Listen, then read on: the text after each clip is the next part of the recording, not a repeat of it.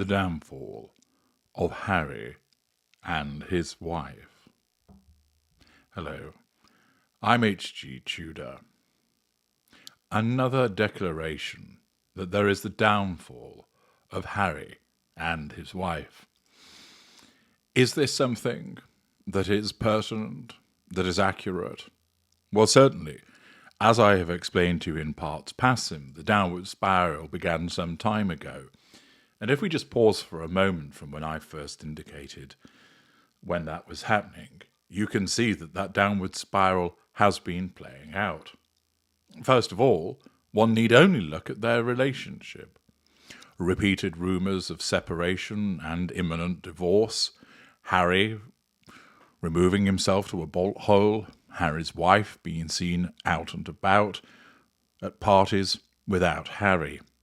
The absence of support for the promotion of Spare, the absence of support when he has been giving evidence in court in London.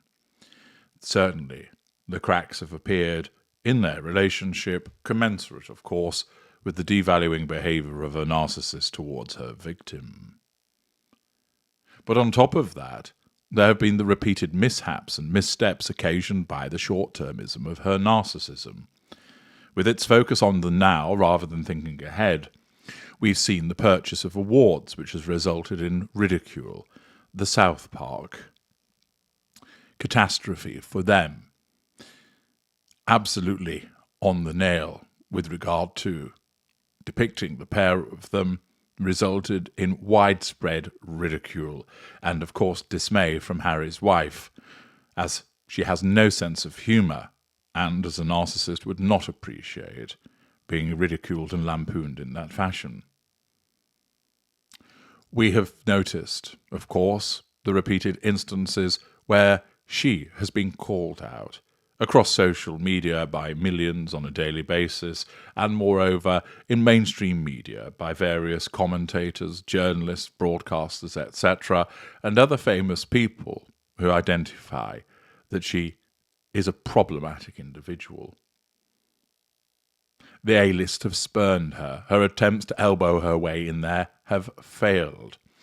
We saw the sushi restaurant attendants again, whereby she wasn't even acknowledged by Cameron Diaz, and it was quite clear that it was another setup by Harry's wife to get her in the news. It succeeded, but as always, there were the collateral consequences of her being ridiculed for her grasping need for fuel. It all culminated as well with regard to her wearing her grandmother's bedspread at the New York City chase that never was, with so many people seeing through that, calling out the behaviours, and on an unprecedented scale, hospitals around the world dealing with eye-roll injuries occasioned by people who simply thought that is preposterous. Time and again, the downward spiral has been identified through the problems in their relationship and, of course, the decreasing popularity of the two of them, which has tanked, in particular that appertaining to Harry's wife, and the commensurate disasters that have befallen her as she attempts to try and persuade people that she is a fashion icon, that she is a brilliant producer of work, that she is a philanthropist and a potential politician. Nobody's buying whatever it is she's attempting to sell. And now, in something called legitparrot.com, the downfall of Prince Harry and Harry's wife is being heralded. Is it the case that the downward spiral has now steepened and it's their downfall? Let's find out. With festival season just around the corner, it is fitting that Prince Harry's worldwide privacy tour is coming to a climax. The Duke played to a jam-packed High Court crowd last week. They were keen to hear the latest solipsistic stream of unconsciousness of our tormented troubadour. For 2 years now, Harry has, sometimes with his wife, sometimes flying solo, bleated, neighed and whinnied in interviews, books, Netflix documentaries and talk shows. He has chased media exposure in a way that made Kim Kardashian look like Greta Garbo. Now, here was the big gig. with the world media outside the packed venue and helicopters hovering overhead. But would this be his Glastonbury main stage triumph, or his Altamont, the final demise of his credibility? Not since 1891, when the future Edward VII, then Prince of Wales, was involved in both a divorce and a card-cheating scandal, has a member of the royal family given witness in a court case. In 2002, the Princess Royal did plead guilty at Slough Magistrates' Court after a dog-biting incident at Windsor Great Park, but such is the fond attitude in the United Kingdom to both dogs and the Princess Royal that it probably did her reputation no harm whatsoever.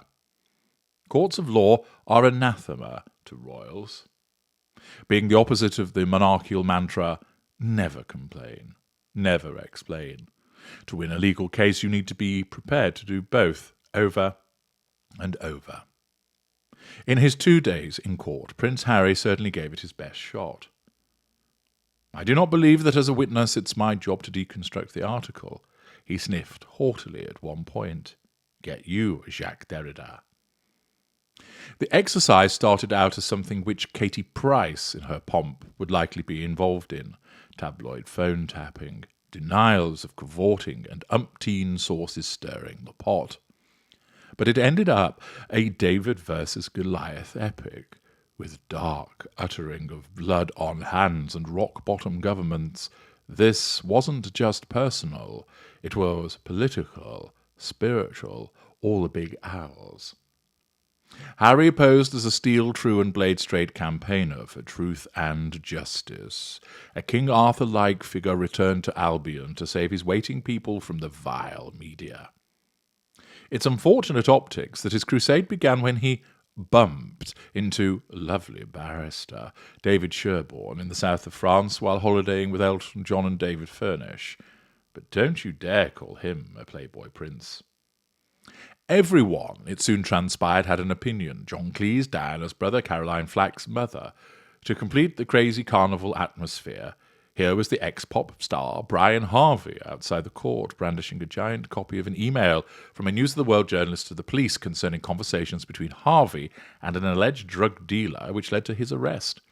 Apart from being a member of East 17, Harvey is famous for once running himself over, fracturing his pelvis in 7 places, breaking his ribs and puncturing his lungs. He later blamed the incident on 3 baked potatoes. But the farce outside the court was still no match for what was playing out inside in Harry's case against Mirror Group newspapers. Harry's moth-eaten memory was on full display. The bleak utterances of "my mind's gone blank," admitting "I don't know" 18 times, replying "I don't remember" 9 times, and telling Andrew Green KC, the lawyer for MGN, "I'll take your word for it." He claimed to be compelled to live up to the media image of him, the playboy prince, the thicko, the cheat, the irresponsible drug taker. I thought that if they are printing this rubbish about me and people were believing it, I might as well do the crime, so to speak. As his sainted mum might have said after sighing, spitting on a hanky and scrubbing at his little face, if she was still here, if Piers Morgan told you to neck some Molly and jump off a cliff while singing Ebenezer Good, would you do it? There was an odd glitch in the narrative here. Harry says that he had been shielded by the palace from unfavourable tabloid coverage while growing up, hence the delay in bringing action over a series of events which took place decades ago. But he also says he felt compelled to live up, down, to the tabloid portrayal of him. Which is it? Can't be both, unless... Whoa, time travel, aliens, stop hogging that spliff, man. There was more funny stuff, though not quite up to Her Madge's recollections may vary. I liked Andrew Green KC's "Are We Not Prince Harry in the Realms of Total Speculation?", which I plan to use on Fibbing Friends in future.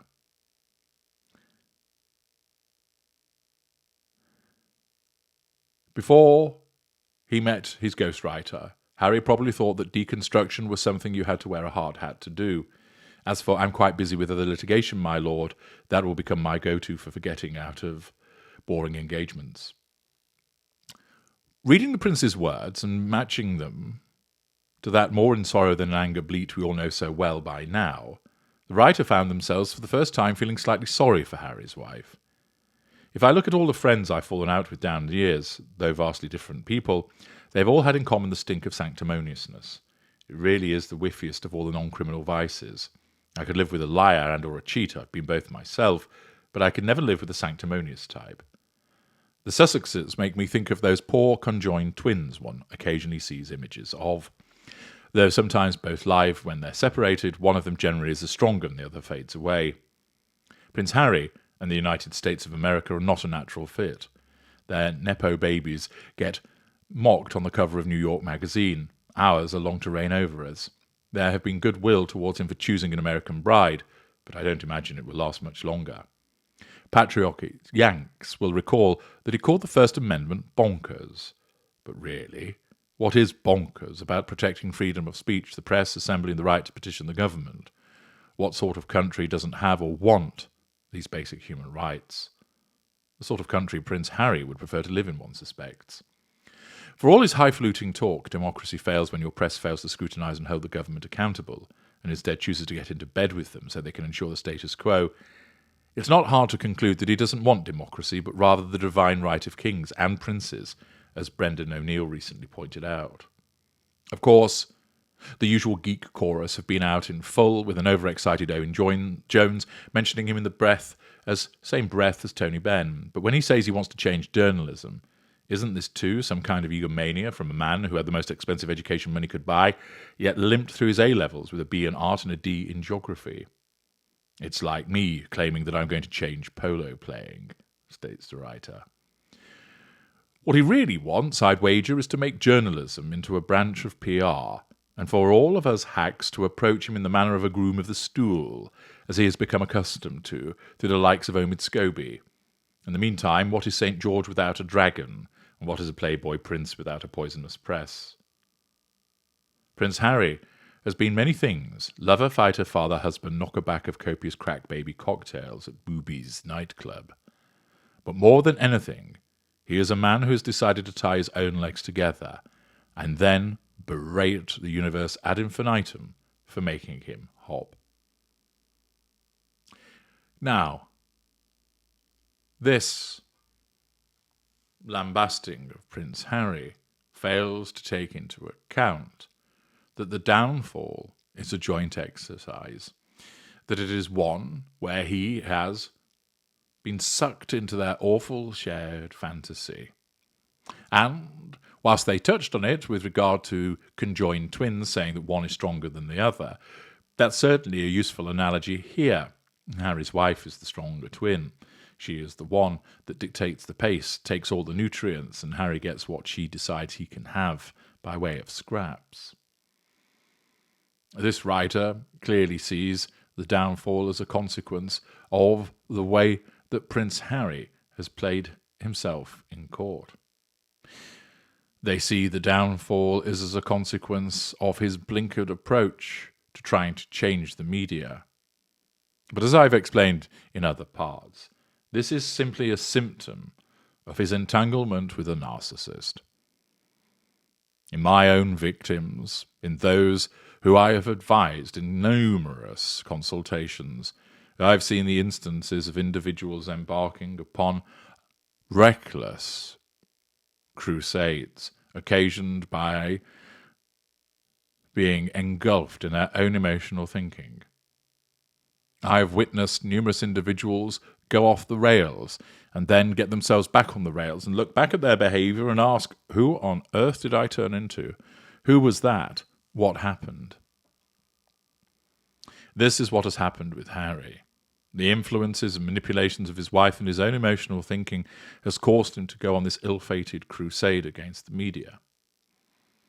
If he succeeds, she will swoop in and claim the glory. Should he fail, it will be another nail in his coffin on the inexorable march towards his own downfall and that of her, but also his disengagement.